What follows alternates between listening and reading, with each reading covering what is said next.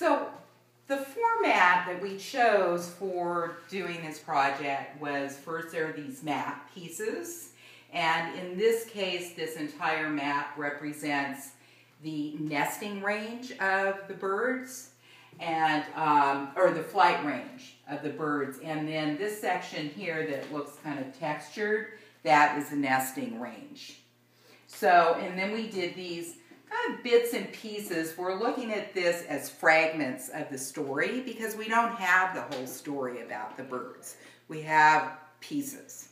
And so each one of these pieces tells a little bit of the story of the birds. And one of the main things, of course, is food, right? So beech was their favorite food, the beech nuts, which are here. And that was one of their preferred foods, and if they couldn't get it, then they, went to other things. But one of the things I found very interesting about the birds and their food is that there were these huge flocks, and they would descend on these beech forests. And there were so many birds, they'd actually break the branches of the trees, which seemed kind of like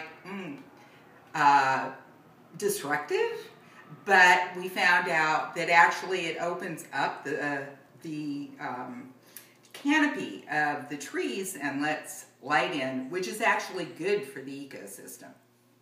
So there's a number of references to the food here. Here were some of the beech nuts that are pressed into this texture that we created there. There's a different visual interpretation of their food. And then over here as well are drawings of the individual beech nuts up there. And it's also looking at things at different scales. As in this case, it references the forest and the birds flying through the forest. So that's kind of a long view. And over here is a close-up of beech leaves. And so that is kind of a zoomed in, so micro-macro view, this being the more micro view. We also have a couple of maps. This map here is a railroad map, a railroad survey.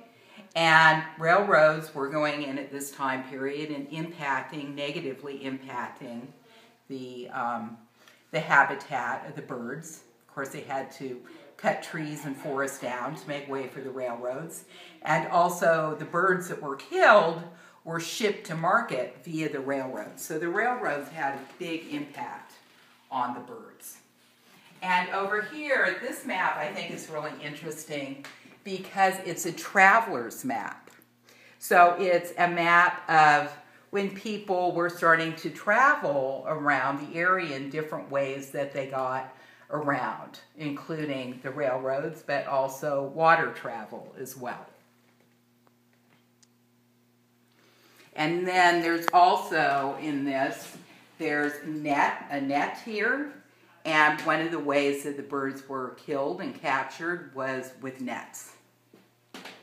And then here also a couple images of what we really have as remains of the birds, which is what are called the skins, which you can find in the museums that are stuffed and tagged and labeled birds and their eggs.